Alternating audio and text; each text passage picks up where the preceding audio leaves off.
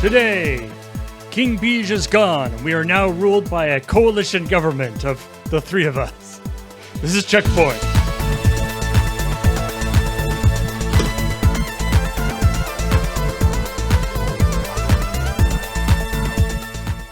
I didn't even have to get elected. I'd like to thank the committee for at least leaving me some power. Yeah. Hey, wait a minute. King Beige is still here. This is very much a dawn, day, dusk scenario. Have you been watching Foundation? Yeah. Wait, so it's Dusk Beige was the king, and then I think essentially is what's happened. I am the oldest one of the three of us, so I think that's probably the case. I'm still not really sure what's going on in that show. Yeah. Constitutional monarchy. I'll be right back. It's like he's already abdicated. Yeah, it's like I always loved in the like Star Wars prequels. There was like, Queen Amidala, but they wanted it to be like she was like elected to be queen because they wanted it to be democracy, but they also wanted to have like Space Queen. Who doesn't want a space queen? Anyway. I mean, a lot of people probably. Hey, everybody. Welcome to ChillPoint, the show where we talk about video game news, and we also talk about the last week's episode of CheckPoint, which went up on our YouTube channel yesterday. Elected monarchs aren't a new thing? Oh, I guess so. It seems it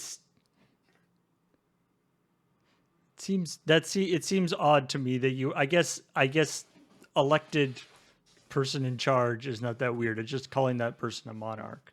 Yeah. The weird thing seems odd to me. Electing a 14-year-old to be your queen for however long. Who was running against her? Like, It seems like somebody else could have, that must have been not a very strong field of competitive. Have you never looked at a thing and been like, yeah, I'm not running for that? Like, like student council? Yeah. I don't know. I guess we probably had a student council. I mean, student councils are effectively constitutional monarchies, aren't they? Like if you ever looked at a student council in a school, which is the most effective student councils I've ever seen in an anime, that's where they come from. The student councils run everything in the school in anime, so even the classes, even all the classes. Yeah, that's true. I sent you that stuff you wanted. I'm awesome. I feel like this is how I get rid of Beach. A student council. I say a sentence and he runs off. I feel like a student council is not a constitutional monarchy in the sense that it isn't a monarchy and doesn't have a constitution, but that's just. Anyway, ChillPoint. Let's talk about video game news. Oh! Before we do that, I want to issue a correction of something Beach said while he's not here. In the aftertalk portion, he complained that the song "Eyes on Me" was a Japanese song with English lyrics. But the singer of that song, because I looked this up because somebody said something, so it's not like I actually knew this information, is by Fei Wong, who's Chinese. Ah, so it is a Chinese song with English lyrics. I suppose so. I mean, I understand why he said it that way. He probably heard it at an anime convention. It is a Square Enix game. It's Final Fantasy. I would have assumed Japanese first. Do we know if the song itself is Chinese though? Well, it's a Japanese game. It's a so Japanese. I assume it was a Japanese song. Yes, it's a Japanese song sung by a Chinese person in English. That's what I think. Maybe. Multicultural. I don't know. I don't know how songs are birthed. I've never watched the birthing process of a song. Personally, I expect it to be very slimy, and I do not want to be around for it in the room. It's kind of gross.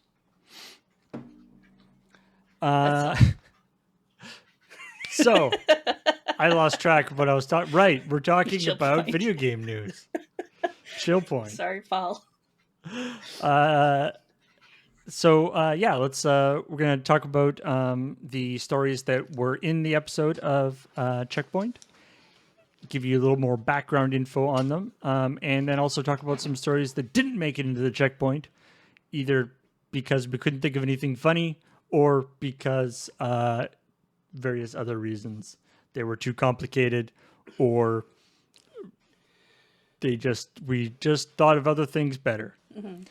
And starting with the sort of the big story, I would say, at least from in our corner of the internet of the week, which was the Twitch hack. Twitch getting completely owned, I think could be a reasonable description. And yeah, the not only all the actual like info about all the Twitch streamers, but also all the actual like back end stuff about Twitch. So all of their internal tools, all of their software, the stuff that actually like makes up the website, the back end stuff. They got and apparently the archive, the 150 gigabyte archive that was released is labeled Part 1. Oh God. Oh Which- God. Which, to be fair, if I was a hacker with a big archive to release, I would definitely label it Part 1, regardless of whether there was a second part, Yeah, just to that's mess fair. with people. Yeah. Yeah. But that does, yeah. I So- really think they should have gone with part 1 / question mark. Yeah, part 1 of Like they weren't sure how many parts they were gonna do yet, like you see on Twitter sometimes. Yeah. Yeah, just to find, like, there's a document, like, at the very end of the archive that's like, you know, the hack will return in Twitch Archive Part 2. Yeah, we're going to be talking about Kingdom Hearts later. You do, like, you know, Twitch hack archive 2.5 dream drop distance. We'll do an incredibly comprehensive history lesson of the Kingdom Hearts and why it's angering that the Keyblades is spelled in 2 ways, because there's actually different meanings and things. Oh yeah, I like the idea of posting files being like 1, 2, and 4, just to mess people up. Anyway, so one of the big things that came out of this hack is there's a bunch of info about Twitch creators and about the money that Twitch has paid out to them over the past approximately 2 years, 26 months, I think it is. And so, you know, everyone's very excited about to see the big list of people. There's various databases online. I mean, where they're you very can see excited things. to pass judgment upon people. Let's be real fair. And you know, to be honest, like, it's something that is interesting. You know, I looked at the list, looked up Yeah, I various did too. people yeah, and stuff. absolutely. Like, you know, it's very interesting to get this sort of because, like, not only is this information not usually talked about by streamers, just because people don't I'm like not to sure talk you're about money, supposed to. but also, I don't know if everybody, but a lot of people have in their because there are different agreements for different situations, but a lot of people have that they can't actually talk about it in their agreements. Like, you can't actually talk about it. Yeah, you can't talk about the specifics Yeah. of that stuff. I believe is part of that, even as on the affiliate. Yeah.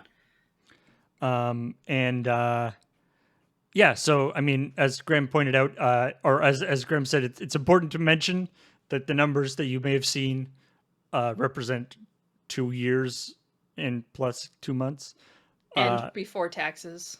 and they are the gross amount, not the Oh my goodness! not the I knew net that was amount. going to be a joke the moment I saw that it was the gross numbers, and I was just like, ah, yes, I It's- remember learning about finances for the first time and making fun of that. What I find great is that there's like the argument about, it's like, oh, they're paid, you know, these entertainers are paid so much, why are they paid so much when other people aren't paid very much? This person has just whatever, plays this video game and they're making $3 million.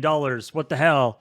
That's not fair. So there's like that argument, which happens all the time, whatever. Yeah. I love that in this particular situation, that argument was was instigated by people misunderstanding what. So like somebody posted like, here are the gross amounts for all these streamers, and then somebody like came at them really hard, being like, oh, why do you think it's so gross, eh? These are entertainers. They like somebody trying to defend the streamers, and then somebody else being like, coming on the other side and going back and forth, and people are just like, oh, Yeah. man. It is instructive though, that because it's like everyone's saying, well, this is how much Twitch is paying them, and it's like, no, it isn't. This is Right. how much their viewers are paying them. Right? It's like this is the money that because it's like Right. Twitch yes. itself, Of course, Twitch yeah. itself is not giving them the money and being like, we want Critical Role. I think is number one on the list. Right? Yeah. It's like, I believe so. So it's not like Twitch has a committee that says we've decided that Critical Role is going to be getting the highest amount of money from our organization. Right. And we have it's like no. It's all So about. They have enough people who want to keep giving them money, so that's where that money keeps coming from. And Twitch is just a funnel that carves off a chunk of it for themselves. And it's a kind of to be honest, it is like kind of a fascinating window. Like, I bet that there are some, people doing, sociology or economic analysis, that this chunk of information is like a gold mine, because it gives you some interesting stuff where it is like Twitch does not directly control the money that's being given out. They can control certain aspects of it. They can control who they put on their front page. They can change their algorithms in terms of who they recommend to try to, change things. But it is ultimately like up to both the advertisers, which is, paying per view, or the actual, supporters who are subscribing. Thank you very much for your support of this channel, by the way. Absolutely.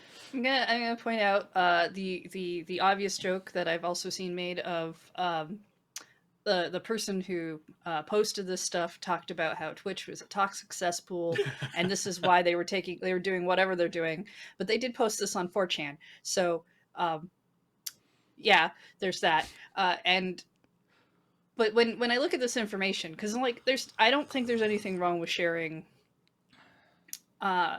the financial information of how much a person makes at a job. That's how we find out what a job is worth and whether or not you can negotiate higher. The only people who can really negotiate anything off of knowing this information, though, I feel, is YouTube, in trying to get people to come and stream on their platform. Yeah. Which is, I guess, not bad. Because nobody else exists anymore. But I mean, as of course lots of people pointed out, of course these numbers are just the stuff from Twitch. So obviously lots of streamers have Patreons. Lots of streamers take in donations directly. Lots of people have sponsorships through various things. I am willing to bet that the lower you are on the list, or once you get off the list, you're not. Your numbers are probably not high enough to get things like sponsored streams. Or That's true. If you're not partnered, you can't do the bounty board in the Twitch backend. Right. That's only a partnered feature. There are a lot of stuff that's based on the higher sponsorships that actually net you money, or anything beyond just a game code, typically are not things you can get as a smaller streamer. Or I mean, there's also like minimums in terms of viewership that you have to hit, which obviously if you're a smaller streamer, if you do something like Raid Shadow Legends, these minimums you have to hit in order to get paid, or to get the maximum tiers payout. or the maximum payout, which is, I mean, it's such a sleazy thing to read in the email when they're like, "Oh, you can totally make this much money if this," and like, I see the if statement you made. And so many of those things too is like, it's not like, that's numbers that there's so many different like streamers, online entertainers, content creators, influencers, whatever you want to call us. Please don't There's call us influencers. I know, right? But there's so many different salary vectors. Like that's a stupid way to put it, but it's like there's so many different ways that you get paid. Mhm. Like Mm. any business, really, that it's like there's so many different ways that you can get paid. You can get paid by people consuming your product or people consuming a service that you offer, and that means that that comes from individual people, like that's customers, or from other companies if you're a business to business type idea. But then also through things like a business saying, well, we want to do a collaboration, so we're going to give you some money so we can be a part of that, or there's sponsorships, or there's or there's just advertising included in your own product. If you make a video game, you could put like Verizon signs in your video game, and it's like, okay, now we're getting paid for that. Mhm. Like, there's so many different ways for money to flow into this that looking at this one vector doesn't tell you everything you need to know about what that streamer or what that content creator is doing, right? We have Yeah. multiple vectors ourselves. Sure, but that's why I say this information's only really useful for YouTube, because if you're going to poach a streamer into your streaming setup, you don't need to know where all their other income stuff comes from. But if you know what they're making on Twitch, you can say, "Hey, come over here. We will give you this much money." And We'll give you a signing if bonus you know for that that much, one of yeah. your income streams is going to be bigger if you go over there, then Mm. they don't need that other info. Yeah. It's definitely so anyway, it's a fascinating chunk of information. And like I said, I'm sure people will be analyzing it and doing all sorts of stuff. If for some reason you haven't already, you should definitely change your Twitch password. Yes. I think Twitch has sent out a thing to everybody just saying to do that. But although technically I'm not sure if passwords were even released with this particular hack, but you can be change your password Yeah. anyway. Put on two-factor if you can. Twitch definitely sent out an email saying that they were doing all the Expiring. stream All your stream all your keys. stream keys. Yeah. And I'm pretty sure even if you're not a streamer, if you have just a Twitch account, you still have a stream key. Yeah. So it is a good idea for them to change all of those Yeah. things, because you could get somebody streaming on your account even though you don't stream. They took them all and they shuffled them up and they redistributed them. We have Pokemains now. It's actually kind of neat. We don't know who has ours yet. They haven't contacted us yet. But yeah. There is actually the other thing that you want to take into account if you are looking at the sort of overall numbers for this, is that because of the way Twitch is set up, anybody who has an account on Twitch is a streamer. Yeah. In the sense that anybody can start a stream on Twitch, right? So, if you see people talking about how there's however many million streamers on Twitch, and such a small number of them are actually making any money, or so many of them are making zero money, a lot of that might be because there's a lot of people who aren't streaming who are just viewing things with their account. So anyway, obviously we won't get we won't get it unless there's another hack, but man, it would be interesting to compare this against what people are making on like YouTube. Yeah. Well, let's see. We had More Facebook go down hacking this is what we week, need, and, obviously. and Yeah. Twitch. So clearly, there's a third that has to happen, right? Yeah. And nothing can change because of this, which is the weird thing. Like, I don't think anyone's going to look at the fact that Critical Role is making what they're making, and they're going to be like, well, it's time for us to change. It's like, what effect do you think you have? Like, it is just a point of interest. I mean, I will say I have seen, and this happened when people had like if you have like your Patreon public and other stuff too, people pass judgment on the amount of money that you make and how you spend your money if they publicly know how you make your money. And I say, true. if you're looking at a streamer and you're like, wow, they made a bunch of money, and they dared to go out for a fancy meal or buy something eccentric because they make all of this money. Yeah, piss off. There's a very it's like a parent that says to their child, I need you to learn how money works and how to be responsible for your own money. So here's $100 for the month for all your expenses. And then next month they're like, I gave you $100. Why didn't you go buy new clothes with it? Why didn't you go get new shoes with it? And it's like, you gave me $100 because you said you wanted me to be responsible for the money, and I was. I responsibled that shit into a new video game, like, and Do you stop using examples from my life? well, also Use from your my own. family, right? Like but it's that kind of idea where the parents are like, I'm going to give you money, no strings attached, and then you're like, okay, I'm going to go spend that money because that money, which was your money, is actually now my money. And Right. every kid hates that when their parents say, I'm giving you this, but you can only use it for the thing I told you. And then why don't you just pay for that for me? If that's how Surprise. this is going to be, right? It's like, So, surprise, there was actually a string. yeah.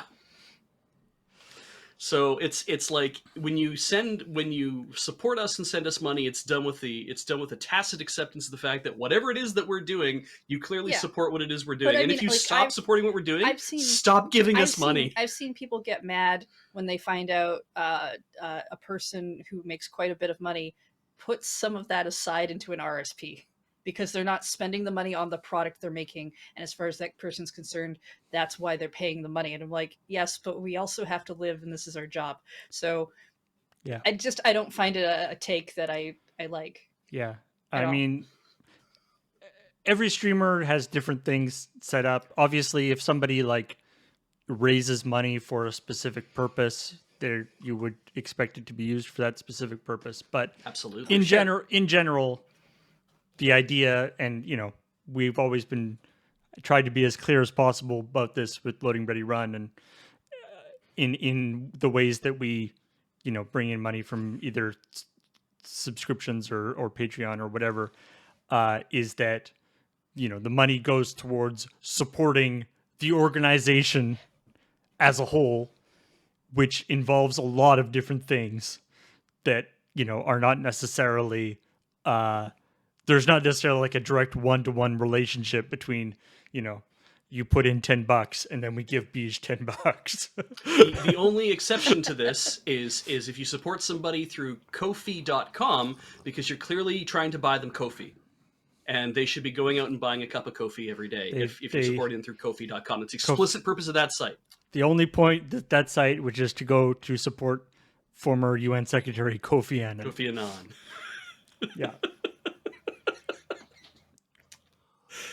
I should have said Kofi Kingston. That'd have been even funnier. Former UN Secretary General Kofi Kingston. Anyway, I mean, the other kind of interesting thing, and as Graham said in the story, there's been a lot of stuff about the revenue that people have done, but there's also a bunch of stuff, all this actual like internal tools by the Twitch team, including apparently a now abandoned or at least not being used like Steam competitor called Vapor. Or codenamed Vapor, which is a little on the nose. I don't know if it was supposed to be like currently there's like Amazon Games has like a launcher. I don't know if it was going to be more than that, but anyway. There was a utility called Uwu, OWO, which apparently was like this like command line tool that sets up Git repositories. That just somebody made because they were fed up with the documentation that was currently in the Twitch system for setting that up. Also, yeah, there has also been some stuff about how that the fact that all what has been revealed in this is that some of the security practices that Twitch was doing were not good, as in like. That? People were able to access all sorts of things that they probably didn't need to access. There wasn't a lot of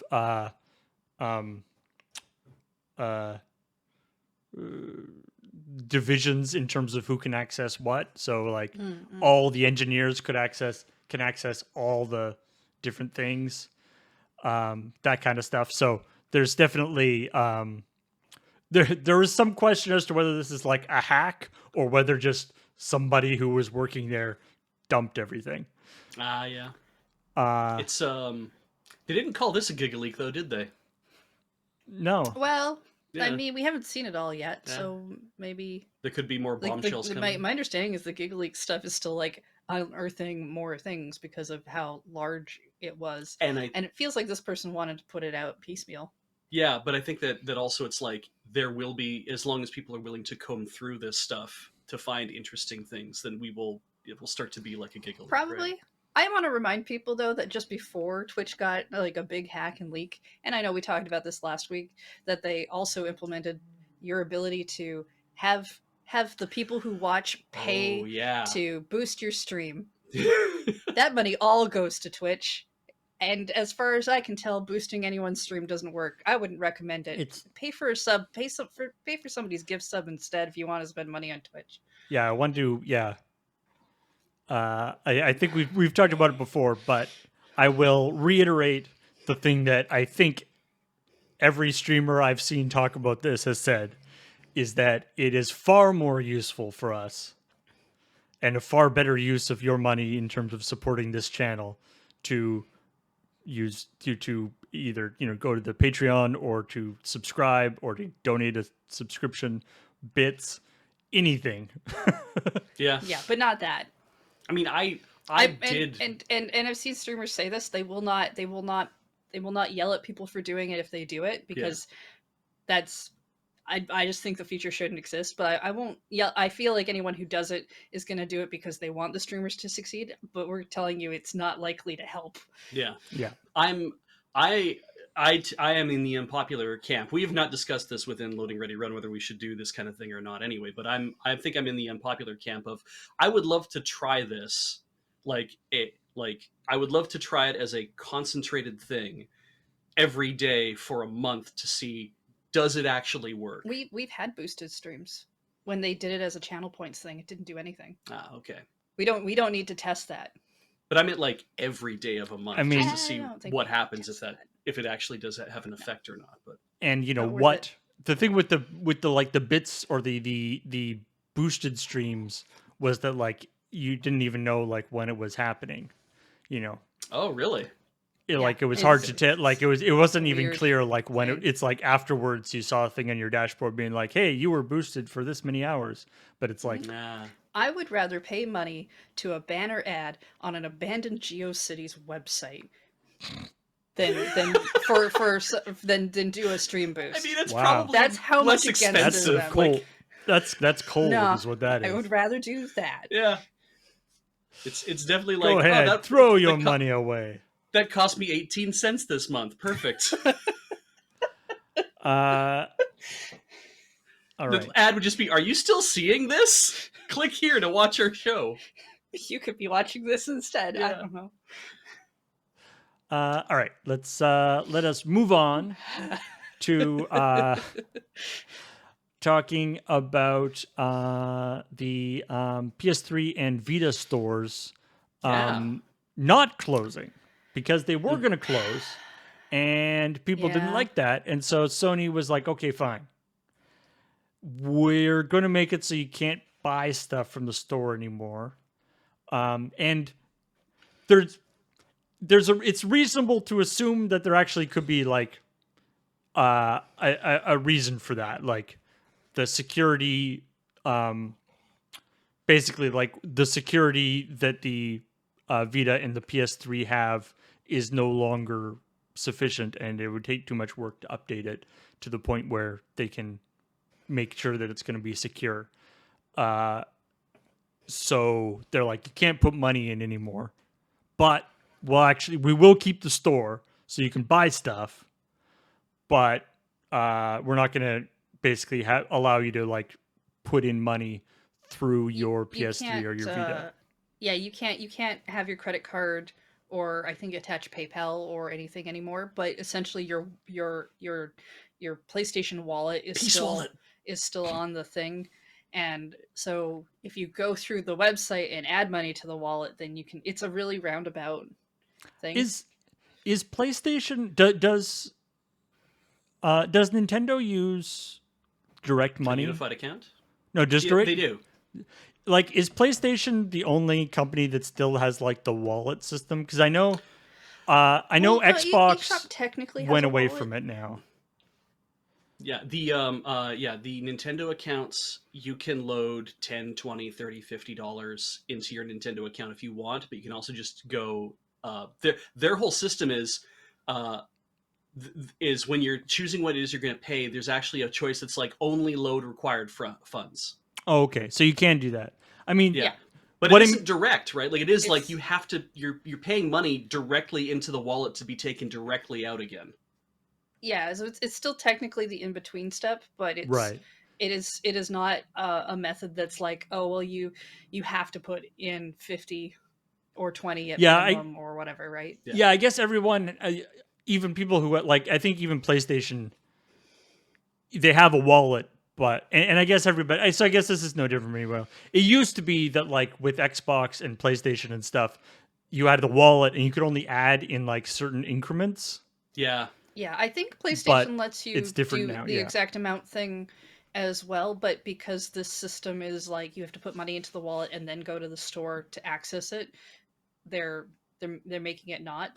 Yeah. Right. It Like the PSP store also got shut down, was part of that thing, did not Right. come back like the other two did.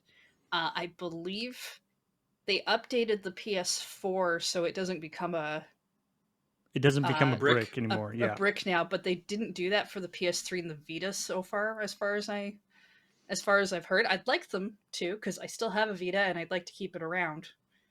It might be that that's not necessary. Like the reason why it was necessary to upgrade the to update the PS4 was because the security, the DRM on the games depended on being able to check into the Sony like time servers or Yeah. something to figure out to make sure that the time was set correctly. And that was going to be broken. It's Yeah, possible that like PS3 and Vita don't have a different type of DRM that I it thought doesn't care as much, they but did. I mean, PS3 I could believe, but my understanding was it had to do with the trophy system as well. Like that was the reason why the time system mm. was a thing, and I think that came into effect with the PS3. Mhm. Oh no, people will get trophies. From a the perspective of a digital archivist, which I am not, would be pretty like I think the understanding of being able to utilize your consoles past their sell by date is really very positive. And I mean, Mm. you want to keep playing your Vita you for as Yes. long as possible. You don't ever want to because I mean you have Vita games you haven't played yet, and it would be Well, very yes. weird if you turned on your Vita one day and you're like, I want to load this game I already own into my Vita, and the Vita's like, oh, I lost power briefly, and now my time and date has disappeared. Please connect me to the like the PlayStation Network, and you go to go do that. And it's like I can't see the PlayStation Network. Your Vita's now a brick. That It's would be that would suck. Yes. it's And and I feel like we as a culture have already grudgingly accepted in some cases very unhappily, but we've sort of come to terms with this idea that a game that you buy digitally could disappear at some point But these are all my if physical games that could if a technically game, disappear at yeah. some point, yeah, Paul. I own physical But games. that's what I mean. Like a digital game that you buy, if the store that you bought it from disappears or whatever, it's possible that your game will disappear, and that's sort of one of the. But this idea of like that, not only will the digital stuff go away, but the physical stuff will stop working. The hardware will stop working, yeah, and not just games, but the actual like device itself will stop working. And Like it's one that's thing. another level of real piss Yeah, off. like it's yeah, one thing if my physical games get damaged in some way, or I don't know, I step on the Vita because I've left it on the ground, or it gets coffee spilt on it and it breaks on its own from wear and tear. I know that that's stuff that can happen, and one day might, and a thing might fry or whatever. Sure, but I I don't like the idea of like a cloud thing in the sky makes it stop working. yeah. The thing that No. you have no effect on, right? Like it's like it doesn't matter to me whether or not the PlayStation Network is still running. I have a PlayStation product I want to be using it, and I'm he's saying PlayStation here because that's what we're talking about. But it could be any product, like the with the Wii being like the first real online console that home console that Nintendo made. The idea that if they said, "Well, we're shutting down support for the Wii, and so now you can't play any Wii stuff anymore," I would be furious about that to find that out. The fact that I can't buy games digitally for the Wii, I can't go onto the Virtual Console and buy new stuff. Yeah, I can't and do there'll be those kind like of a things. point where maybe you can't download stuff again. But if you still Yeah, have your stuff in good working order, you can play it. yeah, Mm. because I think there is a tacit understanding that when you own the thing is supposed to keep functioning until But the end of time, right? Like that's what but you there, expect. well, I mean that's what it was. But that's something that that all these companies are really trying hard to break people of, shall we Yeah, say?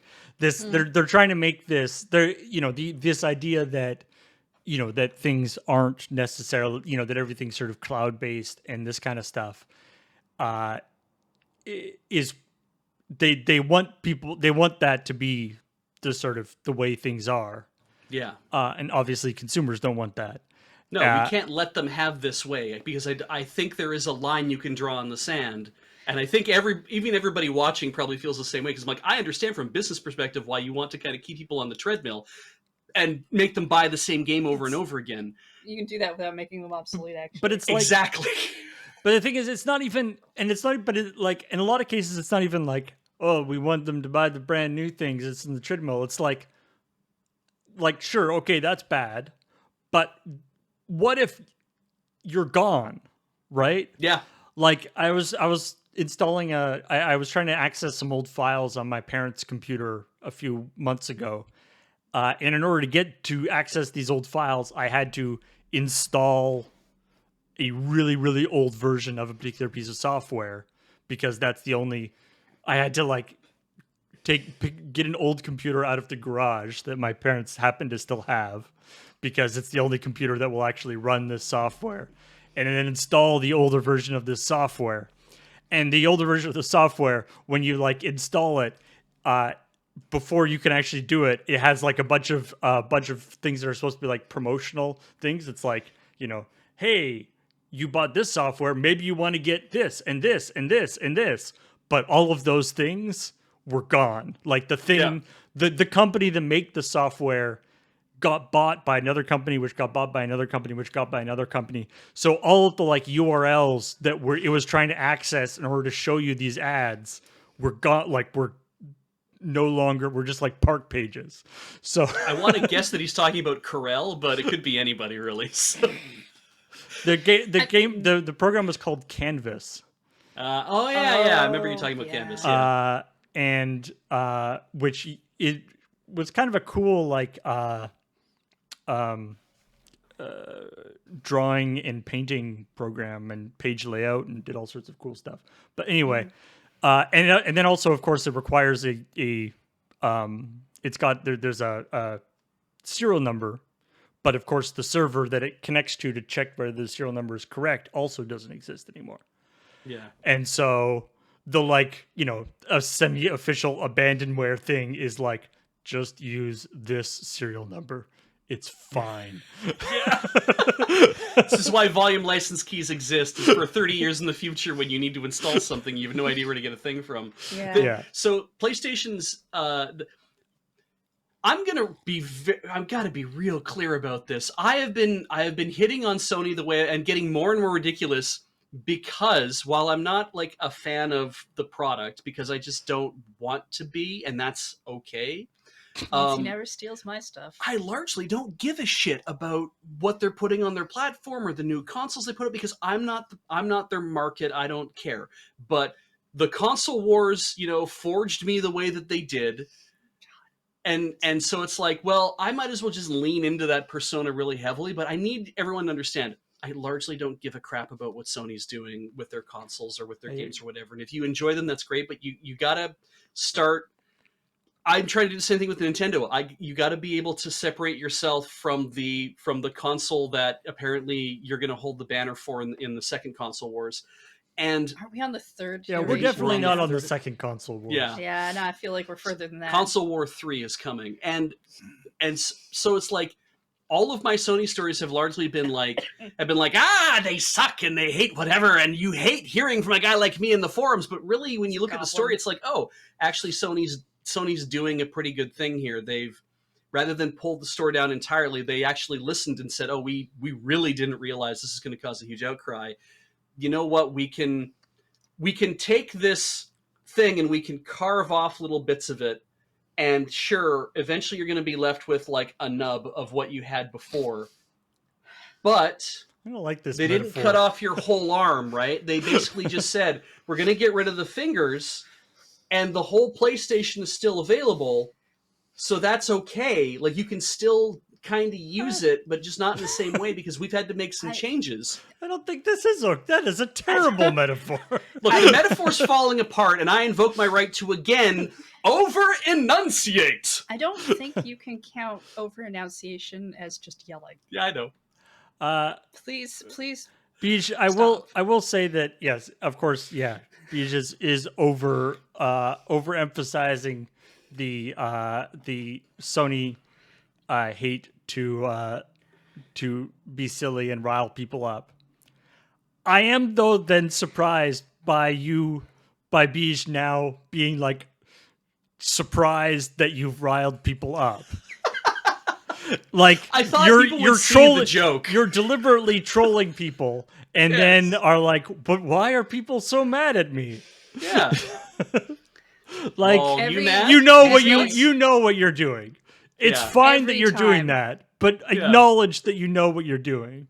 Yeah. Every time a thing I like ends up on CheckPoint, the thing that you also, audience, like that ends up on CheckPoint, where you're like, no, yeah. me too, but I did it the night before when I was listening to people read their scripts out loud, or was checking out what stories people were going to do. So it's okay. Yeah. You've got me to understand your feelings. We can facepalm together. Yeah.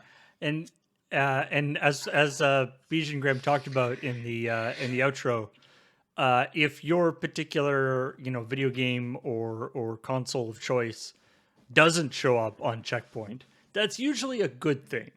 Like, may you have a lot of CheckPoint stories is like a curse that you could put on somebody, that somebody put on Activision Blizzard, I guess. Yeah, I mean, I Because definitely that's the worst thing that's happened to them. I definitely had a couple of points where I'm like, oh, Beach, look at this really nice story. And he's like, cool, that can't go on CheckPoint. Yeah. It's nice. There's We something do- funny to say about it. And I'm like, it's We do true. positive stories sometimes. Yeah. Like this next one, actually, is a positive story. Is Here we it? go. We're talking Yeah. about Smash Brothers. I know. But this is a positive story because it's talking about, that Sora is the final Smash Brothers person. And that people, there's the trending hashtag that was trending like for several days. Like, it was trending for like 2 days after the reveal of people saying, thank you, Sakurai, which is very heartwarming.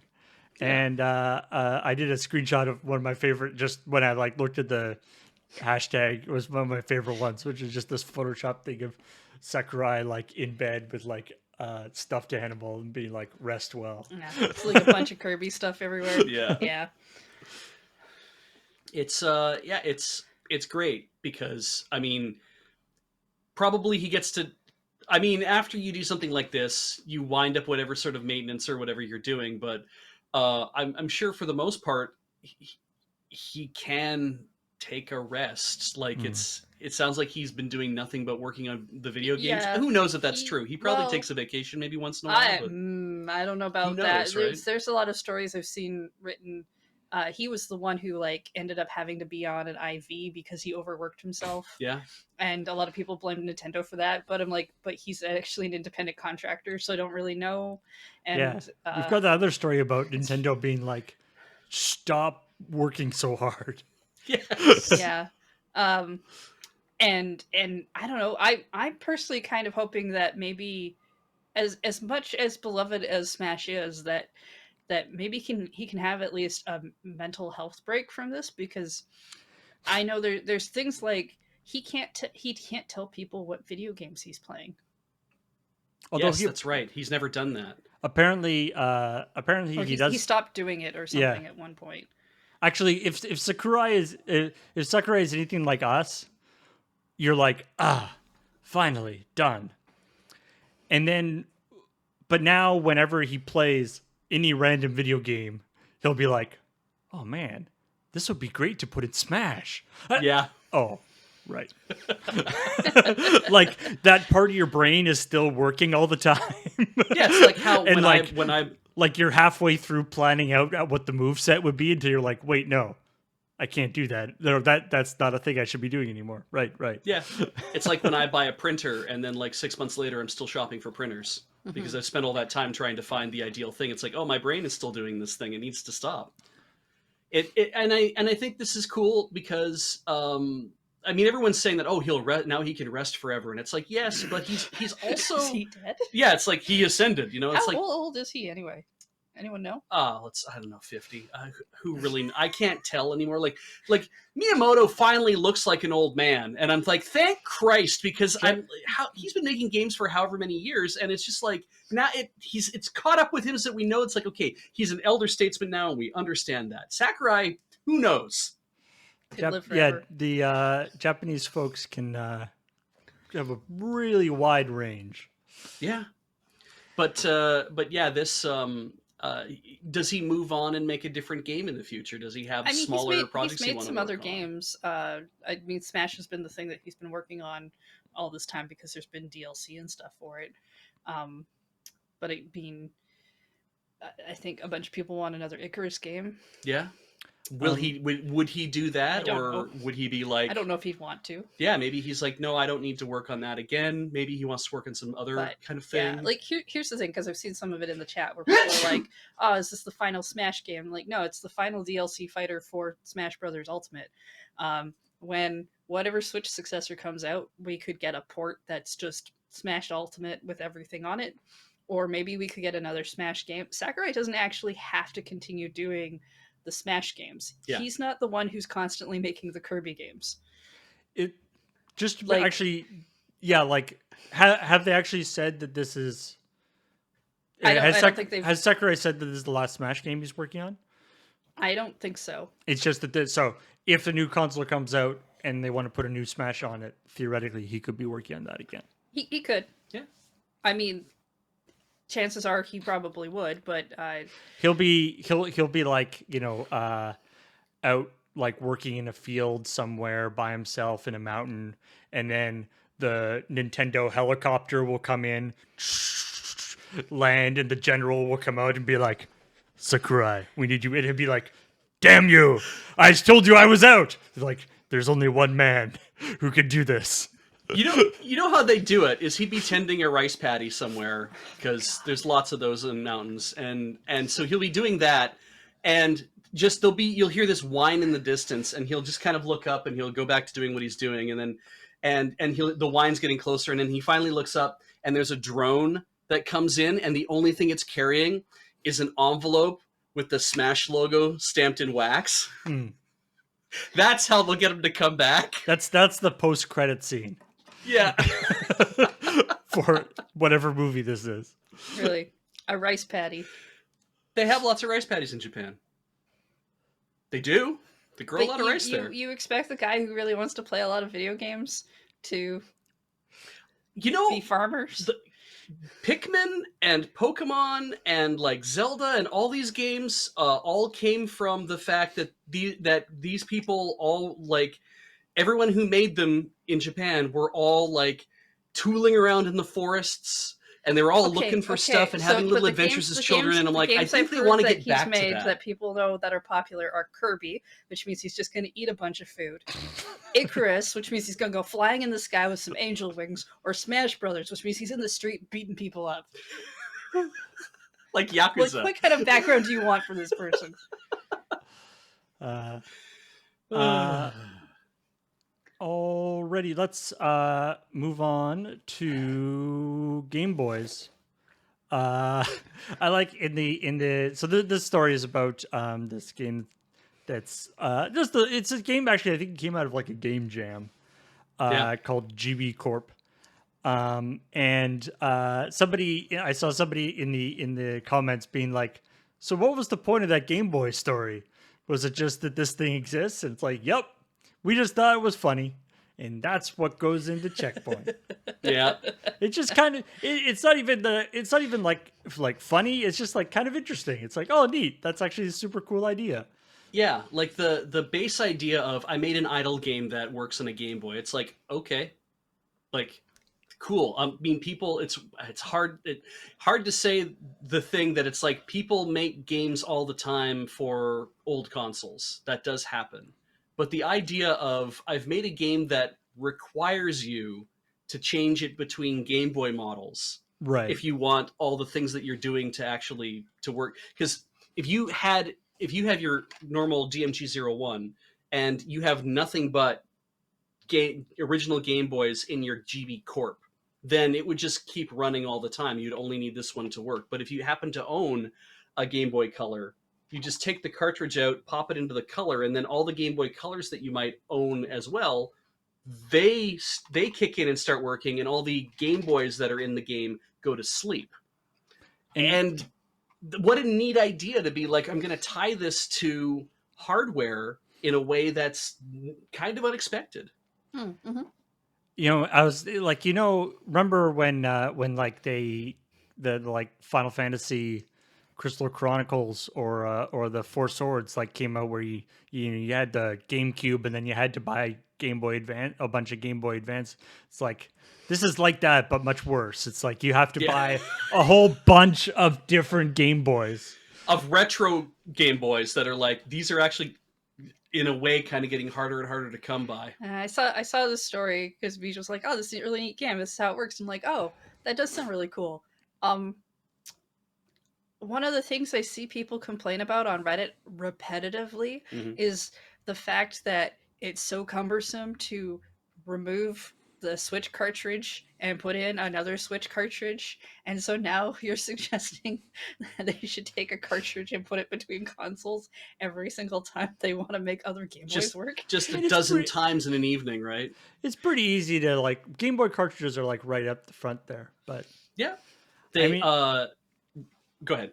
well, I was seeing somebody in the chat was Raziak in the chat was talking about it's like what's the longevity of cartridges. I mean, the interesting thing about Game Boy, Nintendo, Super Nintendo, and N64 carts, right, is that they're all solid state.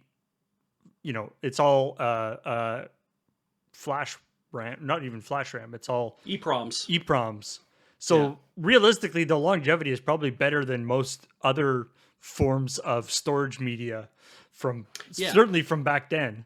I mean, I'll tell you right now that all of my Game Boy games that I still have, they all work. We powered them on the other day, and we put them into the DMG01. We also put them into the Game comparing Boy them Color. against what they look like in the Game Boy Color. Yeah, and it's really, I mean, Game Boy Color they just all like work. chooses 4 colors for the 4 colors, right?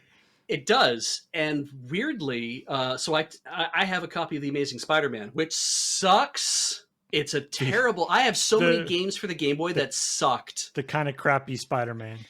Yeah, it's terrible, and we put it in the Game Boy Color, and because in the original Game Boy he's just a black figure, so I'm like, oh cool, it's black suit Spider-Man, despite the fact that he's red suit Spider-Man on the label. Really dark green, I guess, because everything's kind of just shades of green, right? But you put it in the Game Boy Color, and they actually have an outline on him that's red, which I'm like, that's weird that he has a red outline on him as opposed to just being like, I don't know what they did to the cart or what they did in the Game Boy Color code to be like, make this look a certain way.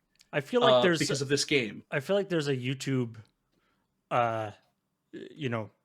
technical details series about the Game Boy Color that I want to watch. It's got to have like they probably had like locked in preset Suggested settings for like hundreds of different games. Yeah, that's how I remember the articles talking about it when it came out, was that the idea that you can take an old Game Boy game and put it in, and if they have put in the information on the Game Boy Color, it'll be like, oh, we should be using this palette here, we should be changing this color of this thing here.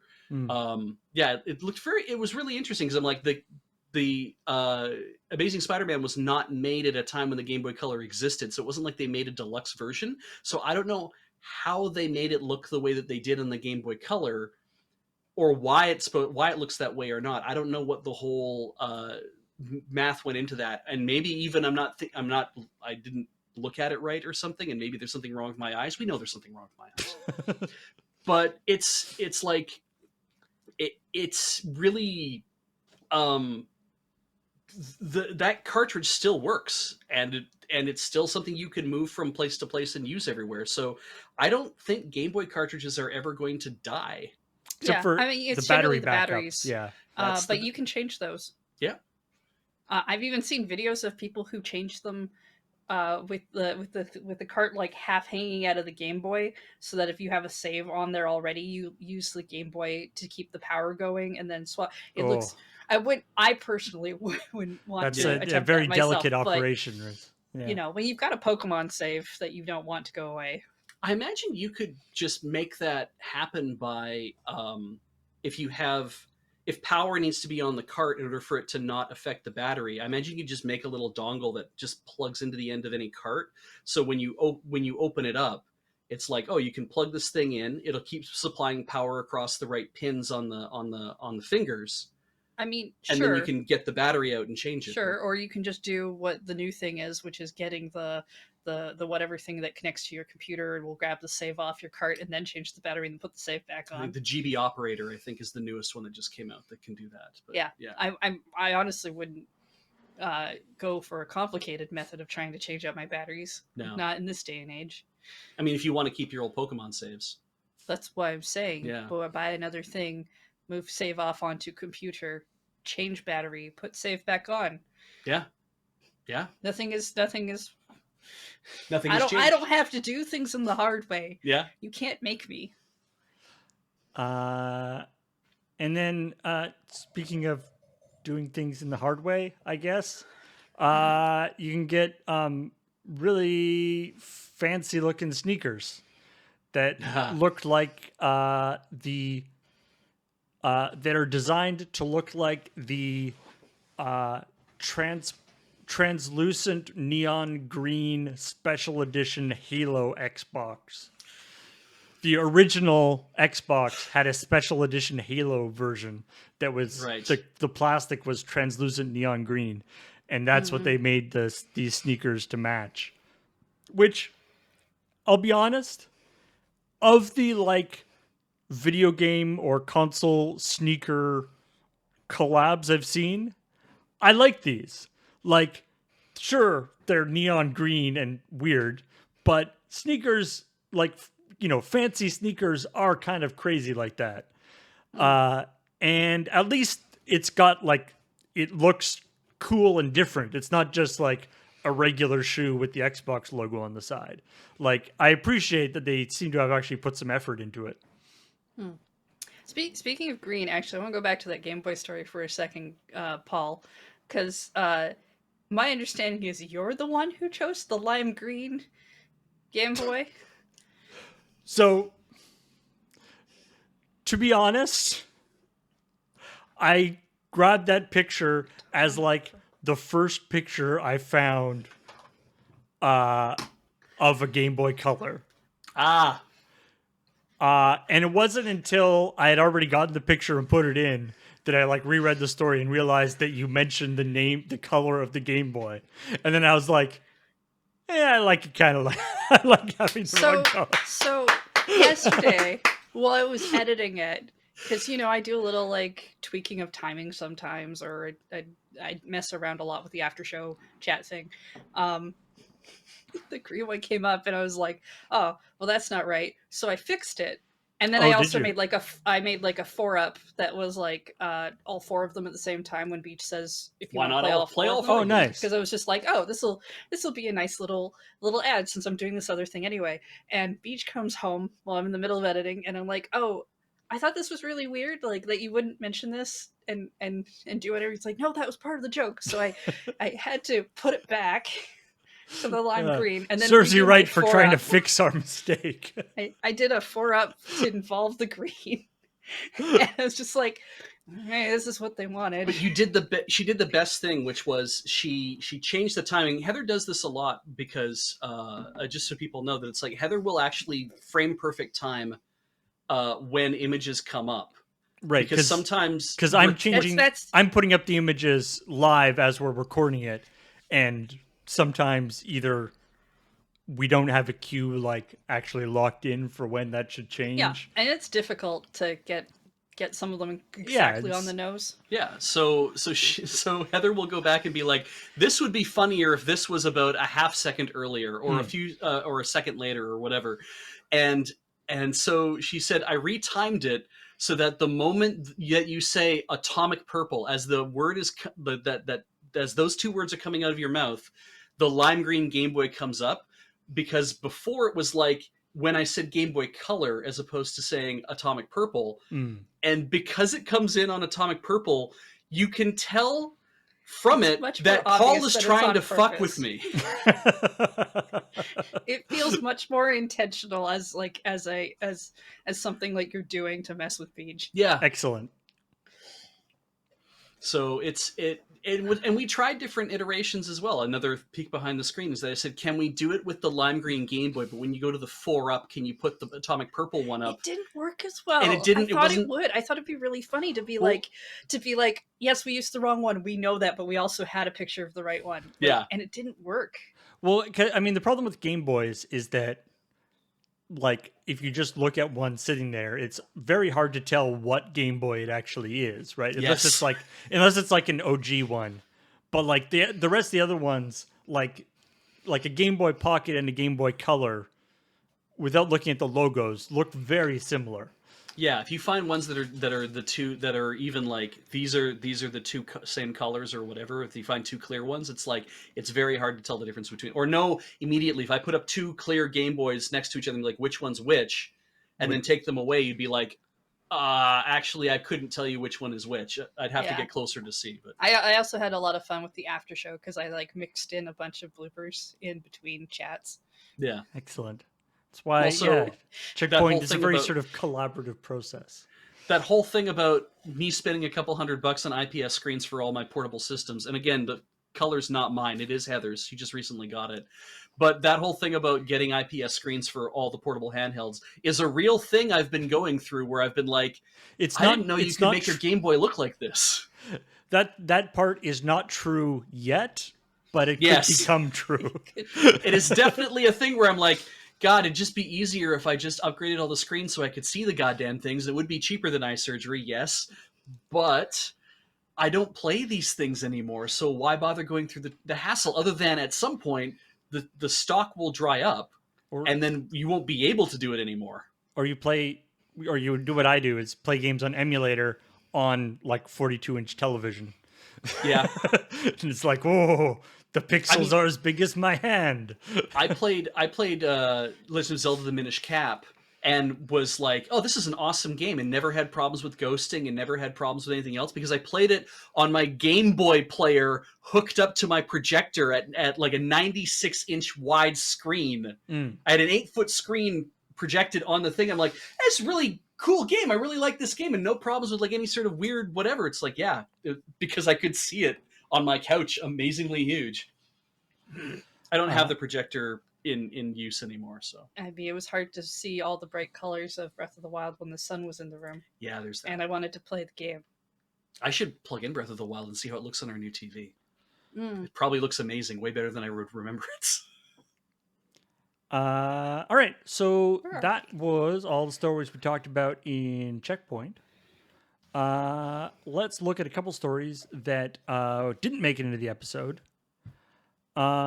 Starting with one of these things. Again, this is It's like the Game Boy one. This is just something that exists, and I think is cool. Yeah. There has been for a while, and it's finally come out or about to come out. There's a Street Fighter 2 demake for NES.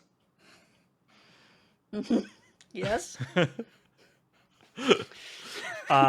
So Street Fighter 2 so apparently there was a like bootleg cartridge made of Street Fighter 2 for NES that was terrible. Yeah. But then but some people have been working on making an actual good Street Fighter 2 version for NES. Why? Because they can. Yeah. Let me. Some of the I was gonna let me do a screen capture of the. Okay, while you're doing Yeah, that, so what this is based on, from what I can tell, is if you go to the Nintendo Life has a story on it, and from there's a link to the another place that's doing a story on it, and there's a link from there to the actual like forum where they're doing the work, and it's kind of amazing how they're focusing on doing this. Can we? I'll shut up while we watch the thing. Yeah, you're definitely gonna wanna Let me turn this down.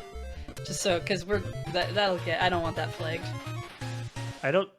This is like weird NES version of the Yeah. music, but Was Street Fighter 2 on the NES? No. Okay. They could barely get it onto the Super Nintendo. Actually, when they were trying to port it over, it was so hard to do. look at how But good they this managed to get it in looks. there. Yeah, it looks astounding. So the thing about this, think about this thing when I watched it. This had this like reverse of the. This had the reverse of that remake thing you get where like You look at like Wind Waker and you're like, oh yeah, it always looked like that. yeah, it's like this is the game that I remember when I played it, and then you go back and like look at it on the actual system. You're like, oh, it was so ugly back then, and now it looks so much better. This is kind of the reverse of that, where I'm looking at this and I'm like, yeah, that's basically what Street Fighter 2 looked like, right? Fun things about this too. You can see Chun-Li like jumping. She's up in the power bars. Yeah, Right? yeah. She's up in the health bar area, which She's is overlapping the health bar area, which from what I understand, on a Nintendo is actually way difficult. Like yeah. the way that you draw stuff, in terms of like health bars and things, makes that very difficult to do. There's a whole thing about how memory mapping works on the Nintendo, which is very interesting because there's a lot of like different memory mapping hardware that's in the Nintendo, and then there are also, because of the way the NES works, you can have onboard chips on the cartridge Right. that would allow you to do more things. You get a custom chip, you put it inside, makes the game a little more expensive, obviously, every time you add a custom chip. Famously, like the Nintendo had their Super Nintendo had the Super FX chip. Yeah, exactly. And there's a lot of other chips from a lot of other manufacturers that they would make to do this. And the Castlevania had one of the hardest times because the original Castlevania is a left to right scrolling thing, but it had an area that's black with a stalk, like with your health bar and everything else up in the area. But that's all set up for horizontal scrolling, and so they also had to be able to make it so you could vertically scroll because you climb a bunch of stairs in that, so you'd have to like make that happen as well. And so Konami was always working on the fact that they have to have a chunk that has to stay in one place and always be black and never have anything interfering with it. And so this Street Fighter 2 fan make is using a memory mapper from Castlevania 3 to make this nice movement happen.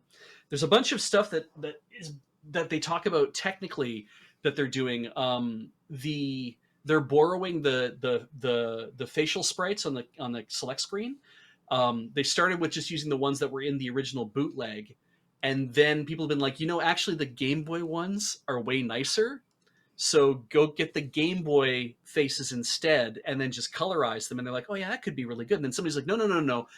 Go look at the Sega Master System. They ported this to the Sega Master System. They didn't do it to the NES, but they got it on the Master System. And it's like, go to the Sega Master System and use the faces from there. And they're like, you know what? I'm going to use a combination because some of these faces are really good from some and not from others.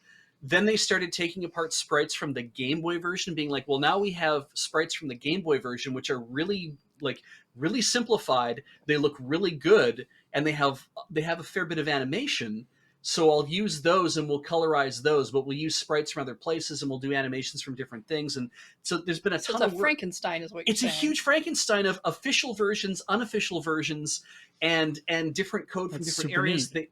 They're redrawing. The dude had who was working on it originally, and then I guess other people come on board to the art, have been redrawing the backgrounds in the stages over and over to try to make them work a certain way. There's all sorts of technical information about how they're making this happen, even to the point of where they're like, you know, there's a bootleg version of this game called Street Heroes, which is actually a better adaptation of Street Fighter 2 for the NES than the original bootleg version was. Go find that and try to make that engine work and put all your shit on top of that. It's crazy. And people then, what bugs me about that is that people get all into this thing of like, you know, well, then why can't Namco make a decent game? Like that kind of attitude. And it's like, because they're working on hardware that's state of the art, and they have hundreds of people to coordinate, and you're talking about people who have picked apart a system to the nth degree, that have had 20 years to work on the damn thing and learn how it works. There's a difference in expertise there. It's neat that we're better at programming the NES now than when the NES was actually something that people like actively were working on.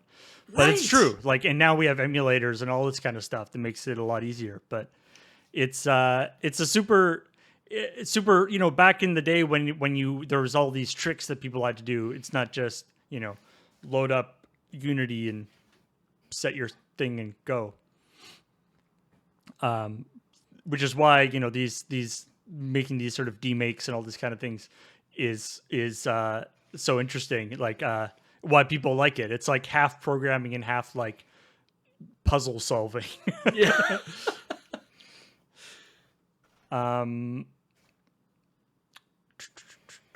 Let's see what else we got going on here. So we talked about Smash, Sora being added into Smash Brothers, but during that same event, there was a bunch of I guess you call it sort of ancillary information, or sort of the constellation of information that came out of that event had, like, you know, the Sora is going to be in Smash is like the big thing.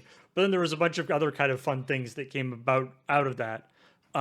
Like, for one thing, of course, the thing that, as somebody who doesn't play Smash Brothers, the thing that I'm always immediately interested in is what will Kirby look like with this new character?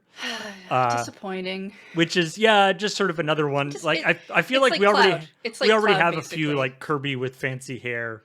Yeah. He's got like I think he has like a little keyblade that he holds, but Oh, okay, that's something. Like yeah, He should have had the 'cause shoes. He's got like the spiky hair thing, which I think Oh, he gets with Cloud with, like, already. big so clown it's like- shoes. That would have been great. Yeah, Sora's big yeah. yellow cloud shoes. I like the Sephiroth hair because it's so long on him that it doesn't make. It's, Yeah, it's yeah. just kind of like that seems cumbersome for like because the hair goes like below his feet essentially at that point. But yeah, I don't know. I think I wanted him to have like. I guess it wouldn't have made sense for the Sora that they're showing off, but I would have liked to have seen him in one of the Organization 13 cloaks. This little round Kirby with like the dark jacket and like the ominous like walking around. Oh, also, yeah, something about giving Kirby like giant feet, I think would be awesome Yeah. too. That seems pretty funny too. Yeah. Please don't Google Kirby giant feet. Why do you have to do these things?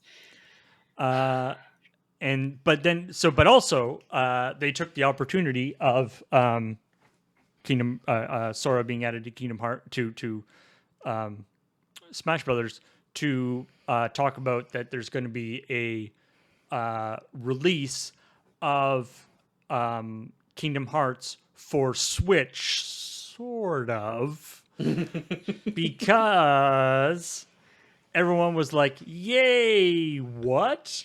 Because it's Yes. going to be completely cloud-based. Yeah. Yeah, which so the is cloud versions of games have been around for a little while. More in Japan for longer because I think they started out there and then they started doing them in North America. So I think Control. I believe there's maybe an Assassin's Creed game on there or like a Hitman game or something. cloud And cloud based works a lot better in a country that's the size of Vancouver Island. oh, I don't doubt it. Yeah. The nice thing is, at least, and I assuming they're going to do this with these as well. Is the cloud versions always have like about a 5 minute thing where you can uh, download the game and test your internet with it to find out if it even actually works. So you're not committing like I think Control was something like $40 US Mm, Mm. as mm. a cloud version. We were talking about that whole thing of like digital versions of stuff going away.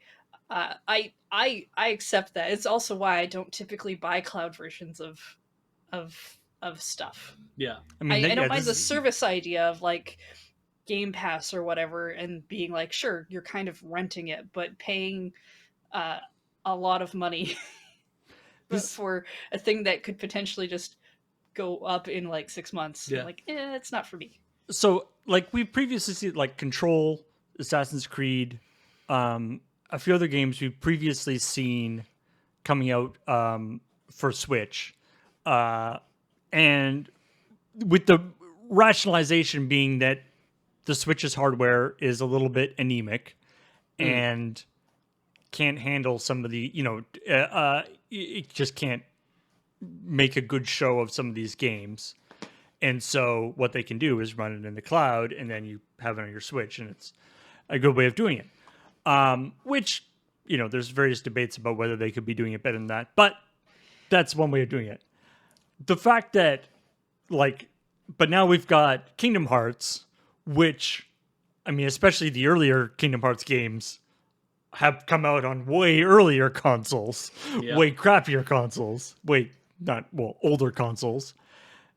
So it clearly could be just, they could be just ported if they So cared. yeah, if they really wanted to, if they really really wanted to, they probably could have done 1.5 and 2.5 as physical, and then 3 probably would have had to have been cloud on the current hardware and whatnot. But that requires a company to go through the process of porting and wanting to spend money, and cartridges for Switches are still particularly expensive if you want to do a physical release as well.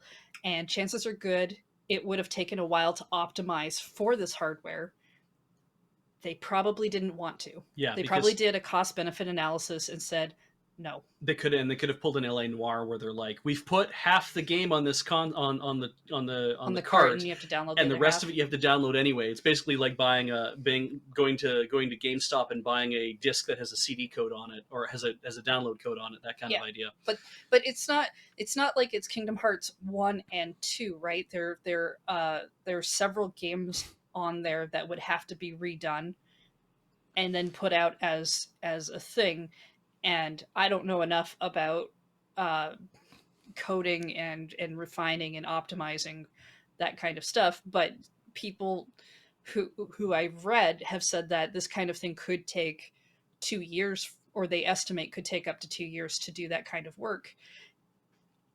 And if they don't want to put the resources into doing that, then yeah, doing a cloud-based system is probably their best bet as far as they're concerned, Yeah, business wise. they might have looked at everything they had and said, it's faster for us to just make the cloud-based version of this and then have QA just run through it all on the Switch for about 6 months to a year and ensure that it all functions properly when it's running through the cloud. Like, I mean, it should, right? But it's like you want to take that time to actually make sure that everything is running Yeah, properly on I the mean, there's going to Switch. be some stuff by putting it as a cloud version. My hope is that like when Switch makes a successor or whatever the next Nintendo console is, maybe that eventually we could get digital physical versions and not just have stuff on a cloud-based thing. Yeah. But there's no way to know if that's going to be a thing. I do think the cloud-based stuff is going to be very popular for certain third parties for a while until we get a Switch successor. Yeah, and you might even just see that the fact that they've made a cloud version of this means that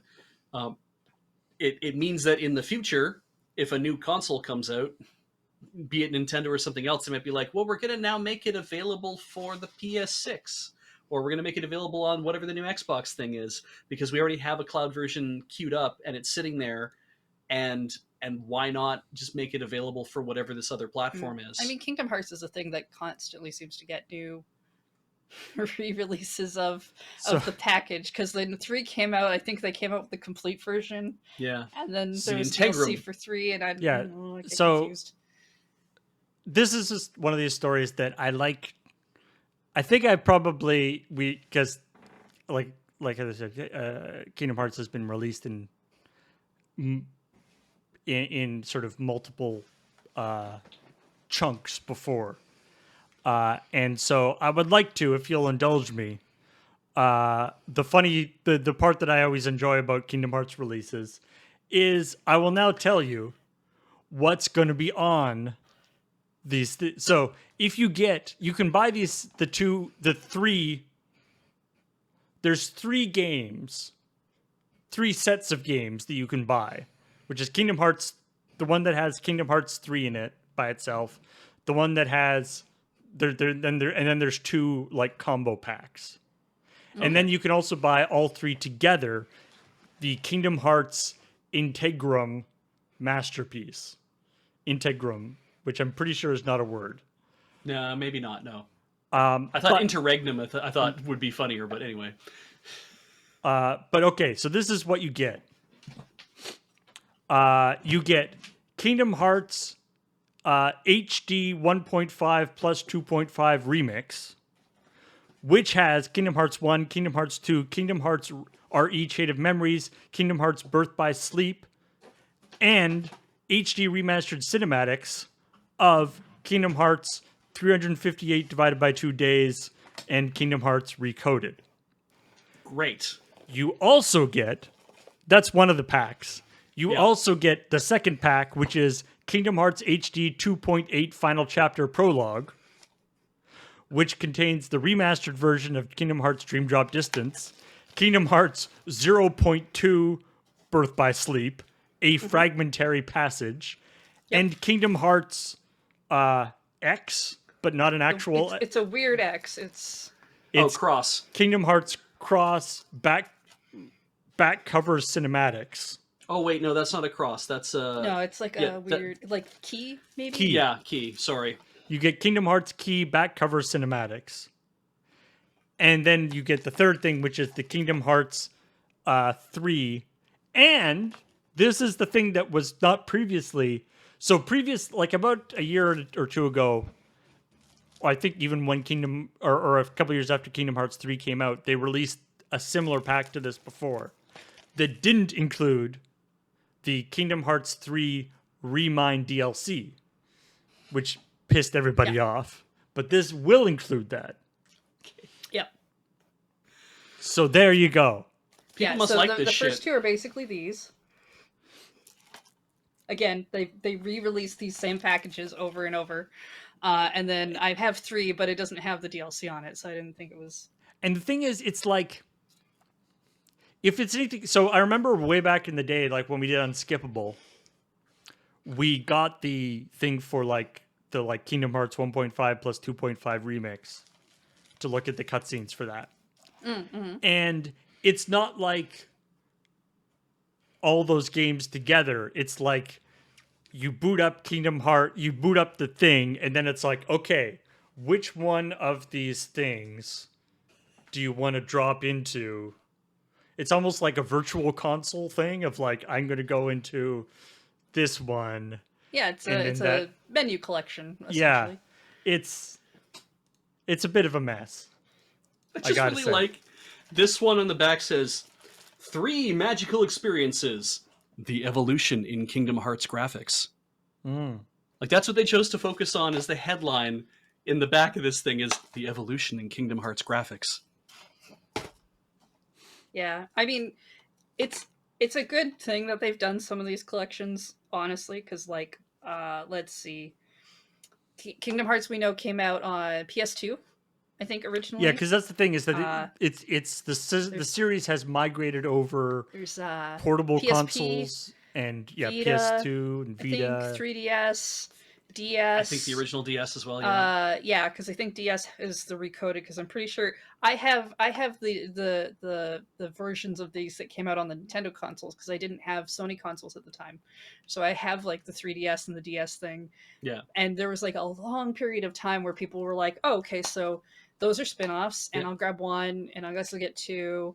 And then at some point they were like, "No, they're all very important." Yeah. And because they're so important, we'll put them all out together You- so that you can actually Like play Harmony of Dissonance was on the GBA, and Melody of Dream Drop Memory of Distance. Melody yeah. is the Memory Switch of title, Melody. which is the rhythm game, Mhm. which has like And maybe sometimes, a tiny bit of lore that's important at the very end. but some of these are only the cinematics. It's not the actual game.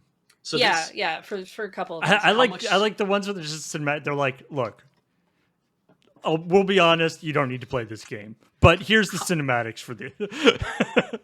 Like, Pricing. I don't know what we were thinking for this game. It just how much did this cost you I mean, I would have gotten them on sale, so I know. like maybe $20 each? probably. So $20 each for 10 Kingdom Hearts games, or rather $20 per disc. So that's Like $40 right there. or something. How much is the Integra Masterpiece Collection coming to the Switch, Paul? Does it say anything about that? have. Yeah, I've I'm not just- actually looked at the pricing for these. So have they? I don't know if they've announced the pricing for it yet. Because I have to assume it's going to be like the top tier game. Like it's going to be like $80 for this collection. But I could definitely see it being $160 for this I collection. don't know if it'll Even go though that it's high. all. Old games. Because when they brought out the complete thing with everything on it, I think that was like around $80.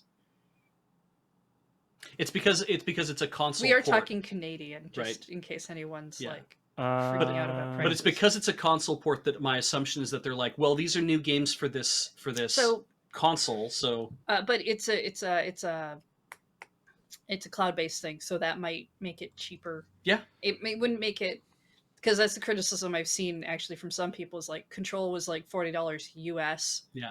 On cloud base, which is kind of like if they had made it $20 or different price, and the logic of that being like to drive people to go to the cloud system, right? yeah, But especially because it's an older game as well. I mean, I'm glad it exists on cloud, because if there are people who only have the Switch, I know it's hard to believe when you're very stuck in a gaming atmosphere of having everything. There are people who do have one system, I do one see item to play with.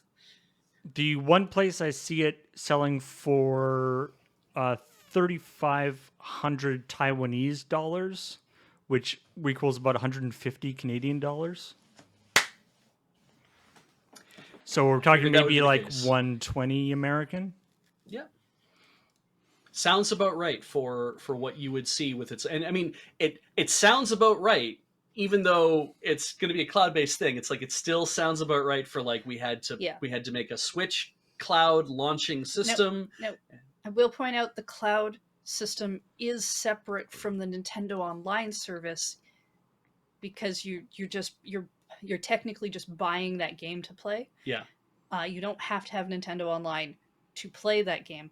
But if that game on the cloud service has Nintendo Online features like whatnot, which you should check, then you need Nintendo Online to access those. Mhm. I read a fact the other day. Wow. So Because I'm not familiar with this thing. I don't intend to participate within it currently. it's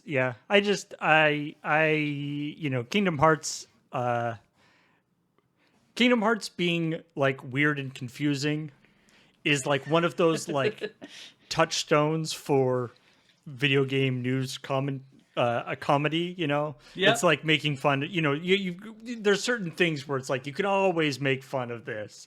You can always make fun, you can Yeah. always and the Like fact you have that to have played Metal Gear Solid to know how weird and confusing it is, but Kingdom Hearts you don't have to play it to know how weird and confusing it is.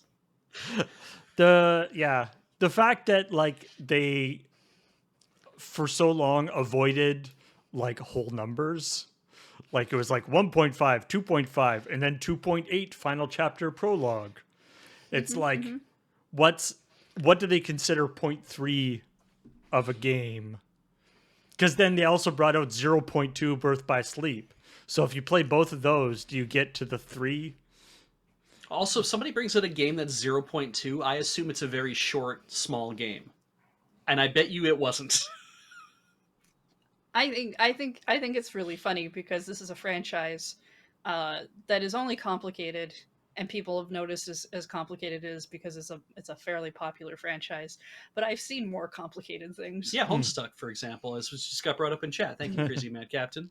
Hacksign. Yeah, oh It's- Jesus, right. Hacksign expects you to read manga and then play video games in a specific order and then watch anime in a specific order if you want to actually keep track of it all. Yeah. I think the fact that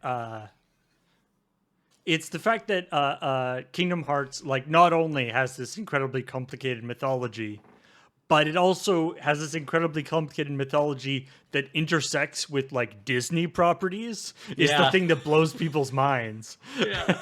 It's like not only it's like whatever, somebody developed this story that is like doing weird stuff is not that strange. The fact that you have this story when it's like, oh yeah, Daffy Duck or Donald Duck and Mickey Mouse and Goofy got like possessed by evil things at one point and then had like clones made of them and all this stuff, and it's like, what? And then Jafar but I came remember- along, and then it's like, what? And then there's all Yeah. these like Final Fantasy characters also in there. I remember when Kingdom Hearts was advertised. I remember seeing it, and I was in love with the concept. And I've still not played any of them, but my little fanfic writing heart absolutely there for reading the magazines about it and for the idea that this would be a thing. And I was totally there for our listening to the songs and watching all the AMVs that were associated. Good times. So there you go. Assume it's going to cost you about 120 US, 150 Canadian, 1,000 Norwegian kroner. Or nothing, because you don't have to buy it. Yeah, but and you don't have to buy anything you don't want to. You do have to probably buy food. As there's another random story about Switch stuff. I think we talked about this, that there was a calculator app Yeah. game, because so the Switch store doesn't have a thing for like apps, like utilitarian things, and so everything is sort of called a game. And so there was a calculator game that came out for Switch, which was just a calculator. They also made a home alarm system, which was And now somebody has brought out something. There's now a new game in the Switch store called AAA Clock, which is a clock. it's one of those fancy looking clocks with the flaps. Flippy I clock. love the commercial for it because it's just this console sitting with this bright clock in different colors, usually in different spaces around a house with pan shots, and I love that there's this one shot where it's your console is sitting in the midst of like two cushions and a blanket on a couch, and I'm like, that's not even a place you'd put a normal clock. Yeah. I What will is going say, on here? as a thing that is a clock to tell time, I feel like they've done almost all of the bells and whistles that you could think of. To put it has like different face things that can actually match the color of your Joy-Cons automatically, which is, I guess, a thing that Switch games have access to. Its features include full support for the new OLED Switch, so that's good. It has super production quality while incorporating classic clock mechanics. It has all that classic clock gameplay that you've always wanted. This is also technically a clock, right? It is Game & Watch after Yeah. all. It does have a clock. Game in and the also thing. watch the game that you're playing. Yeah, so if you like the idea of handheld consoles that have a clock on them, You don't have to go buy a Switch for that. You can just get one of these Super Mario things that I'm sure. And this has games on it, in fact, too. Which AAA clock does have a game? On Yeah, it. actually, AAA Clock comes with a bonus game. It was part of their ad. Yeah. Yeah. I'm not sure what the game is or anything. I'm curious to know what your battery life, like how long your battery life on your Switch can run with just the clock running, because I think the max on a newer Switch is supposed to be like 9 hours, but that's basing it off of like if you're playing a game that's running low Yeah. of whatever. And I'm like, yes, the 9 hour clock that I can sit out in my living room. What's weird too is it's like this thing goes in your Switch, right? So I'm like, oh, this might be actually kind of a nice thing to have a clock in my living room that's always running. I'll just take this AAA clock and load it. Great, okay, perfect. And let me just put it in my dock. Oh no, you can't see it when you've docked it. Then it'll be on your TV. Yeah, You could have a massive clock off your TV. If I move my can you if I move my chair and this Oh thing, no. I don't know if you can see. No, you can't see it. You Oh. can see a little bit. It's out of focus, but right beside my TV, I have a clock, which is my old iPhone 4. That's its job now. Is it just sits there and is a clock. Very It's just nice. plugged into the wall. Yeah, it's just plugged into the wall. It's a very nice clock. It's like I was literally looking for I want like a thin little clock that I can just put on thing. And I was like, wait, I have this old and it can still connect up to the Wi-Fi and make sure that it's like time is in sync and it can do all Yeah. stuff, and it just sits there with the time. It's like in Studio C, we have that old iPad, original iPad, I think. But we use that to try to make sure people who are on stage know that they should get off stage at some point. Yeah, it's Paul wrote And a great nobody little app for watches it. Yeah, Yeah, it there's that. times. It does all sorts of timing things. So anyway, maybe I guess this app might come in handy in like 10 years if you've got like some old Switch that you want to turn into a clock. I look forward to checking out my friends' profiles to see the amount of gaming time they've put into the AAA Clock app. It's Oh, apparently there you go. Yeah. it's on sale for $2 and it's going to be $10 soon. Yeah. So if you want it, get in there. Get it now? I- I guess. I feel like that thing's gonna go on sale a lot. I hope this is a frog fraction situation where the people who play the bonus game, all of a sudden it becomes something way bigger than it is, and then people are like, "Holy shit! AAA Clock is actually this like really amazing game that's been bundled into a 10 clock." out of 10 game of the year. Yeah. We played a rhythm clock game on Rhythm Cafe once. Oh, that We was did just not to turn into push the that. button every minute or as close. It had a variety of mini games. Okay. It was just weird. It was not interesting in terms of like a fun factor, but it existed. All right. Couple other little stories here. No update on the Activision Blizzard lawsuit, but they have updated. There has been an update to WoW that has obviously some connection to this, in the same way as they've been talking about doing stuff for Overwatch and things. They've also been going through, they're renaming and changing some of the things in WoW. So for one thing, there's a place called Macri, which I guess, obviously this Jesse McCree guy was a big deal at Blizzard, who's now left after some allegations against him.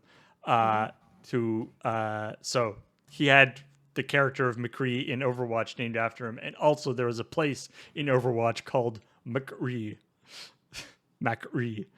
So now it's called Eridath. And they've also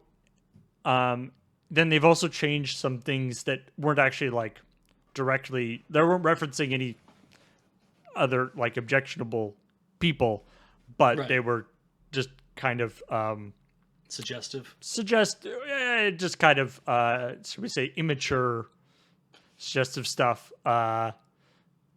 There's a thing about how female trolls, when in heat, can mate over 80 times in one night. that they took away. Good lore. Yeah, Okay. there's some lore. There was a mount Sure. called the Big Love Rocket that has now been renamed the X-45 Heartbreaker. Okay. There were in Karazhan and the Black Temple, there's concubines and hostesses, and they've now added also male concubines and hostesses. Which Great. I don't know if that's Hosts. like a huge improvement, but like still, I guess equal opportunity. equal exploitation. I guess is Yeah. something. There was also a boss fight called the Twin Consorts, which Okay. were in the Throne of Thunder, which has been renamed the Twin Imperions. Okay. Which doesn't like consort is not a inherently like that's just Yeah. but anyway. I wanted to be like the Twin Consorts has just been changed to like the Twin Just Good Friends. This story is weird. Can we go back to clock stories? Yeah. We can go back to I know there's another one, Paul.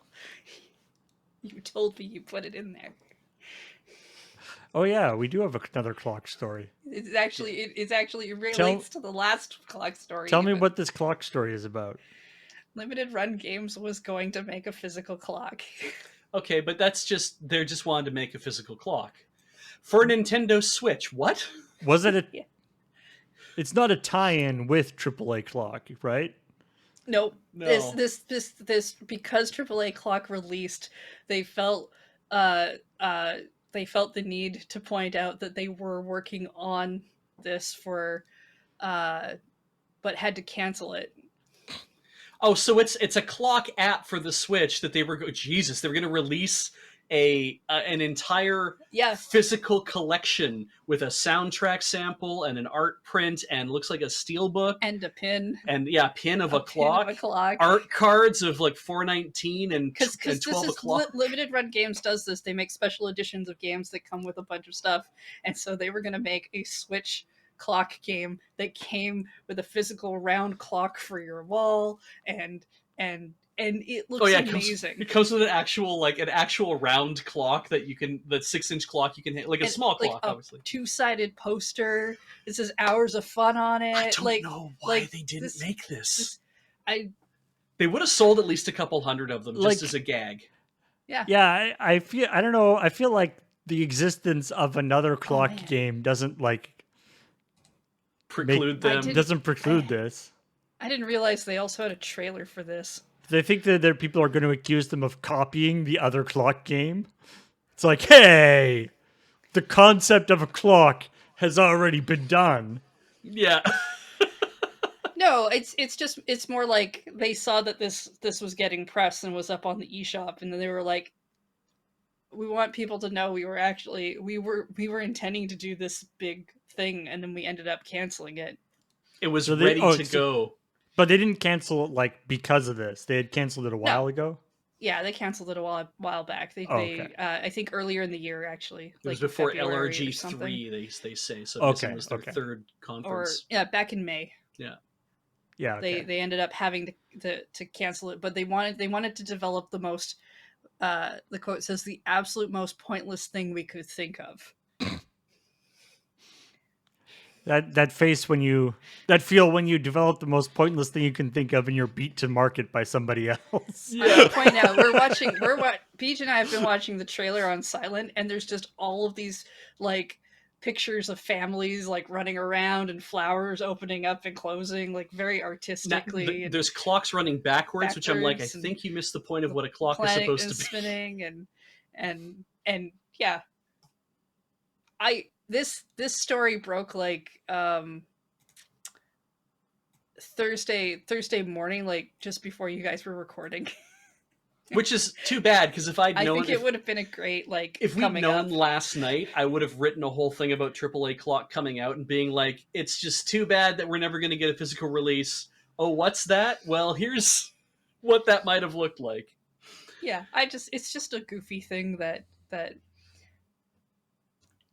it never happened but was in development, and it's really actually neat to see how far in development they had like their graphics and stuff and like the trailer and everything set up. Yeah. I'm going to assume that they didn't get to the point of like actually printing anything physically. Just because at that point I think you almost end up committing. Yeah. Yeah. But Anyway. And then the final bit is not a follow up, but a similar story to one that we did many months ago. The game War Thunder, which is an online military war game. vehicle combat game. oh Yeah. yes, I see the again in the title. I missed that before. I thought we were doing okay. And it's it's one of these games where the simulation aspect is really important. And the accuracy of the simulation is something that people really care about. And so we did a story about this a while ago. The last time we talked about this was because somebody there was a dispute about whether a certain tank could do a certain thing, and somebody who had insider knowledge of that posted classified documents indicating to prove themselves correct. And then people were like, maybe you don't post those documents. And guess what? That's happened again. Different person. It's not the same Yeah. person. Oh, okay, good. Different tank. Different Different person. country. Different Oh. country. Different tank. But similar idea. It's like a tank's. There's a lot of arguments about this game on the internet. I take it. The argument in this case was how fast a tank's turret can rotate. And in the game,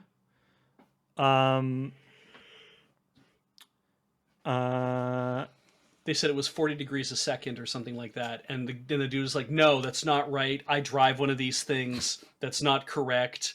Right, I have it's proof. And he shared 31 the degrees. entire document that says that this thing actually rotates at like 55 degrees a second or something. And he's like, there, I've proven it. And of course, everyone on the forums was like, okay, whoa, hang on a second.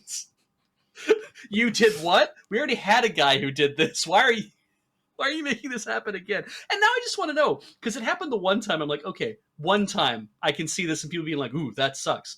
But it's happened a second time. But I'm like, how many times has it actually happened now that we're thinking about it? How many times has this forum run into having to delete classified military documents? Has this happened like a dozen times so far? Apparently, the moderators of the forum are have policies in place for this reason.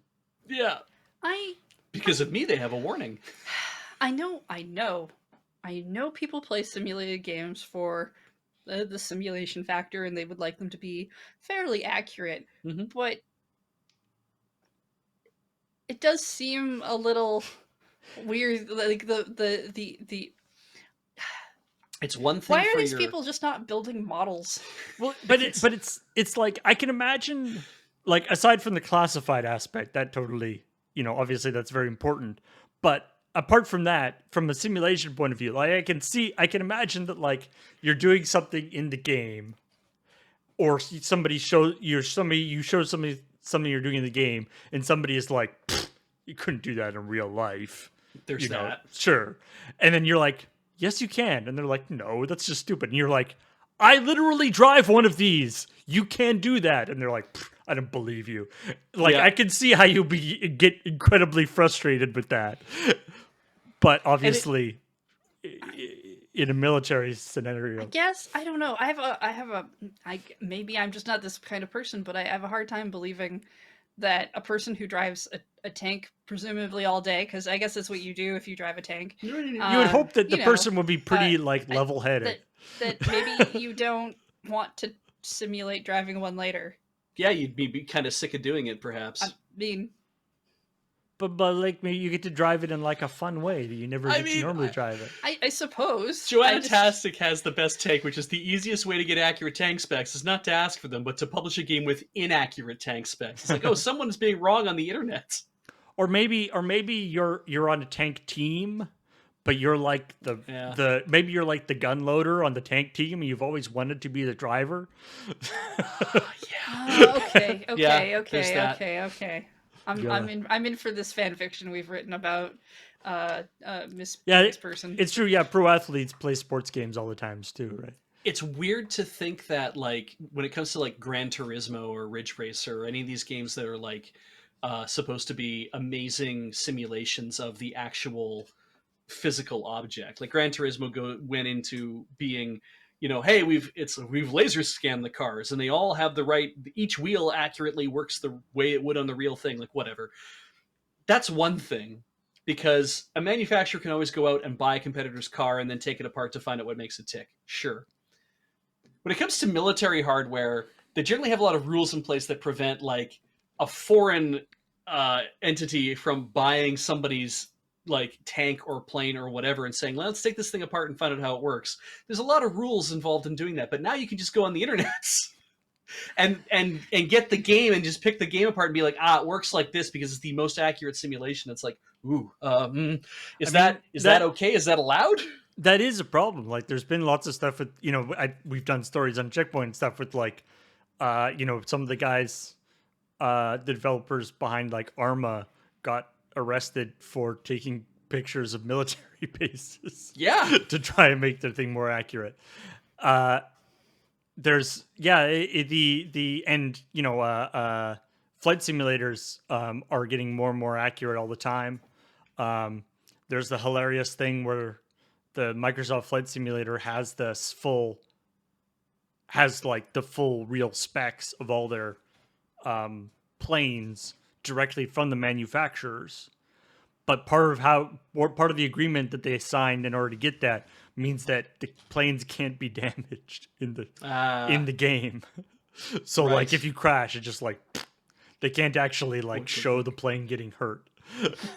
Can the plane do some uncharacteristic things though, of like bouncing off the ground and then like the ground's rubber and flying back up into the air? I think like, it just like disappears if it hits the ground or something. Does it fly through the ground or does it like poof in a puff of smoke? It turns into a foreign plane that explodes. Oh, that would be so weird. Your competitor's plane, Yeah, it just turns. Yeah, So it just turns into a different plane that explodes. That's fine. All of the identifying features come off the plane. You just fade in it from existence. Yeah, it turns into a child's drawing of a plane. Yeah. Anyway, I think that's all the stories that were interesting to talk about. That was fun. Thank you for joining us on this checkpoint. We got coming up next Friday Night Paper Fight. We're going to be doing a Innistrad Midnight Hunt draft, arena draft for Innistrad Midnight Hunt with who's all. Well, there's a lot of them. It's like 6. It's going to be we got Kathleen, Ben Wheeler, Ben Ulmer, Serge, Adam, and James are all going to be on that stream, so that should be super cool. And then on Saturday we have a special Crossing the Streams that got moved from Wednesday because it is a sponsored stream for the Asmodee Play Pink Humble Bundle. The Humble Bundle, which came out today, so it didn't make sense to do the stream on Wednesday. So that's going to be happening. Ticket to Ride is going to be happening tomorrow at 1:00. And then on Sunday, we're doing Fred Thurek. It's Frederick 3. If you've been around for Frederick 1 and 2, yeah, it's probably more of that. It's a rhythm game about Chopin. It's weird. Ian and I have been very excited to. This game's been out for a while. This game's like $3, Yeah. Nice. and we've been wanting to play it for a while. But it was one of the games that we said we would not play distance from Oh, one wow. another So this because we is want to experience it together. oh, so this is going to be Heather and Ian together in person. Mm-hmm. Nice. Yep. And then To look up the spelling too, because the 3's in a weird spot. and then on Sunday, later on after Rhythm Cafe is this your card? Yu-Gi-Oh! Duel Links. And then on Monday, Graham is continuing on with his play it forward of Deus Ex Mankind Divided, followed by the Can't Draw Horses Club, where Corey and friends will be drawing horses or not drawing horses, depending on how they feel.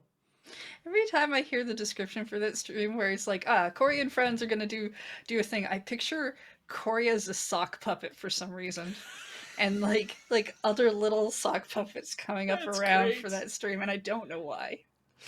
I feel like if you told Corey that, she would try to make it happen for one of the streams. And then Monday evening, we have episode 2 of our brand new Dice Friends campaign, Alabaster Kingdom. The first episode of which is up on our YouTube channel right now. Highly advise you check it out. It's a super neat campaign with a wonderful group of folks who have not been on Loading Bay Run stuff before. So check that out. Well, if you've seen some other streams, you should recognize Nathaniel Kiss. Yes, Yeah. Kiss who's is the DM. who's the DM who's been on a few other Dice Friends streams, and I think maybe And one of he's our brought some Jackbox cool- streams. Yeah. But I Yeah. think so. He's brought some cool people with him too, so do check that out. now let us thank all the awesome people who subscribed during this stream. Starting with nobody. Wait. Excellent. Why didn't that? Oh, I see Yeah. what Well, happened. while Paul fixes that, I will probably do my anime roundup. I don't know, by Sunday evening. Not on Sunday evening, but sometime leading into that. I'm sure it'll We be had one of those 2 a days. situation where we couldn't watch anime for a little while, For goddamn so 6 weeks. we had to catch up. Yeah. What you had like an anime filter on your? No, my NAS died, and I had to make a new We one. had some computer problems going Oh, on, no. and then fixing things that had to happen, and anime was just not allowed to happen at that point. For quite some time. So yeah, we'll get there. For us, Mhm. it's still probably out in the world. Yeah, exactly. I was just trying to. I was like, it's like, what kind of technical issue would stop just anime from happening, but being able to watch any other TV show? Yeah, exactly. Well, I mean, it did actually impact the other stuff too, but that doesn't impact Beach doing a stream. He doesn't. You don't do a Ted Lasso stream, so it's No. not like. No. All right, thank you to Narset6691 for 42 months. And Snow Cookies was gifted a gift sub by Fairwinder. Lyrisil64 gave 5 subs to people in chat. Hope you enjoy them. Yay! Solar Bear 44. It's your 1-year anniversary. Yay! Nice. Armadillo Owl from gifted by Fairwinder. Just straight up thanks to Ferrobender for dropping individual subs as well, I guess. So that's cool. A whole bunch of them. 2 men in a horse costume for 2 years. Nice. One of those And- guys is going to be in a bad spot. Yeah. An anonymous gifter gifted 21 subs. Thank you for that. Oh, You guys have been very generous with gift subs this week. And there's 1,300 bits from Ferrobender and Cy Arcot. Thank you very much. Yay. You know what? Next week, the Animal Crossing Direct is at 7 a.m. on Friday, which means that absolutely there will be not Animal Crossing news from that Yeah. on CheckPoint. But you can bet if there's Ooh. something cool, I'm gonna want to talk about. Oh, it we're here. gonna have the ChillPoint exclusive. So thank you to all those people supporting us, and now that the Twitch leak, you know how much your support means to us. And it really does. Obviously there's the Patreon, and we have other revenue sources from other things, but Store.loadingreadyrun.com. There's also 20 million of us. but the amount of our revenue that comes directly from you, the viewer, is amazing, and it's what allows us to do things that we want to do instead of having to, advertise things that we don't necessarily agree with. And we could do things Yeah. like this sponsored stream tomorrow for playing a game that we want to play for a cause that we want to support, rather than just having to, take whatever comes along. It supports the Breast Cancer Research Fund, I think, or BCHF. I keep screwing up whatever the thing is, but yeah, it. Go check it out. The Asmodee Play Pink bundle. BCRF. Okay, great. We'll get. Well, I'm sure we'll That- get links and stuff ready for the stream and for the VOD after. Yeah. Trust Evil Badman. He knows what he's talking You about. don't have to get that close to the mic, my dude. Just really enjoying doing Yeah, this. but it's I too just- loud for the audience, so whisper in their stop it. I just like that you got the name right and then went with the wrong acronym. I know, right? Anyway, thanks everybody for watching. We'll be back in less than an hour with Friday Night Paper Fight. But for now, talk to you later. See you in the Discord.